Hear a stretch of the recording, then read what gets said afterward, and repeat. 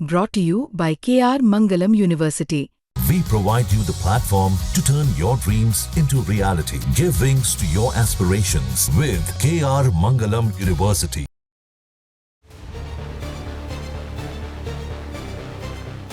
Israel ने Iran पर हमला किया। यह हमला बहुत बड़ा था। 200 लड़ाकू विमानों के साथ 300 हथियारों का इस्तेमाल और पूरे ईरान में एक बड़ी तबाही। टॉप मिलिट्री लीडरशिप से लेकर टॉप देश के परमाणु वैज्ञानिक सब के सब मारे गए। तकरीबन 100 ठिकानों को निशाना बनाया गया और पूरे ईरान को इजराइल ने कुछ ही घंटों में तबाह करके रख दिया है। ईरान का एयर डिफेंस सिस्टम भी ठप पड़ गया है और इन सब के बीच बेंजामिन नेतन्याहू का एक फोन आता है। यह फोन आता है भारत के प्रधानमंत्री नरेंद्र मोदी को। पीएम नरेंद्र मोदी को इजरायली पीएम बेंजामिन नेतन्याहू ने फोन किया है और मौजूदा हालात से रूबरू कराया है। ईरान पर किस तरह का इजराइल का हमला रहा है, इसकी जानकारी उन्हें दी गई है। पीएम नरेंद्र मोदी ने भी इस फोन पर बातचीत की पुष्टि करते हुए जानकारी दी है कि उनकी फोन पर नेतन्याहू से बातचीत हुई है। ये फोन उन्हें खुद इजरायली पीएम नेतन्याहू ने ही किया था। पीएम मोदी ने बताया है कि उन्हें मौजूदा हालात के बारे में बेंजामिन नेतन्याहू ने जानकारी दी है।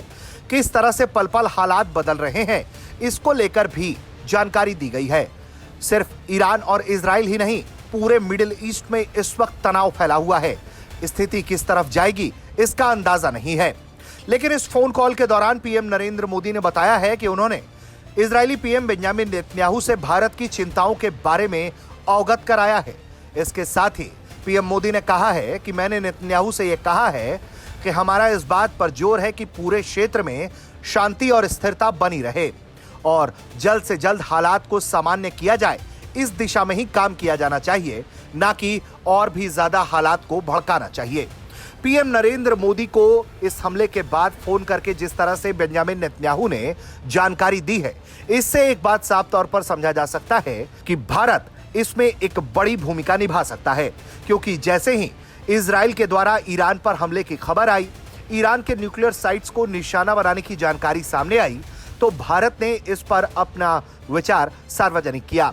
भारत ने अपनी तरफ से बताया था कि उसके इस पूरे हालात पर नजर बने हुए हैं। यह चिंता का विषय है कि न्यूक्लियर साइट्स पर निशाना बनाया गया है। इन हालातों की भारत लगातार निगरानी कर रहा है। इतना ही नहीं, भारत की तरफ से दोनों ही मित्र देशों ईरान और इजराइल दोनों को ही यह कहा गया कि डीएस्केलेशन की तरफ दोनों ही देशों को बढ़ना चाहिए और इस दिशा में कोई भी बातचीत कराने में अगर सहायता चाहिए तो भारत इसके लिए पूरी तरह से तैयार है। भारत ने अपनी भूमिका इस लड़ाई में साफ कर दी है।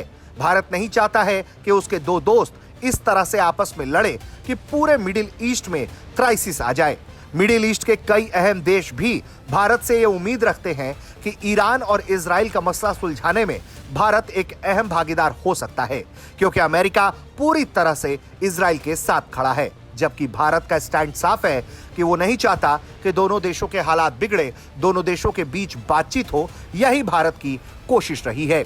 भारत ने अपने नागरिकों को भी सलाह दिया है कि वो इन इलाकों में सावधानी बरतें और लगातार लोकल एजेंसीज के द्वारा दिए जा रहे दिशा निर्देशों का पालन करें और खुद को सुरक्षित रखें। ब्यूरो रिपोर्ट, भारत तक।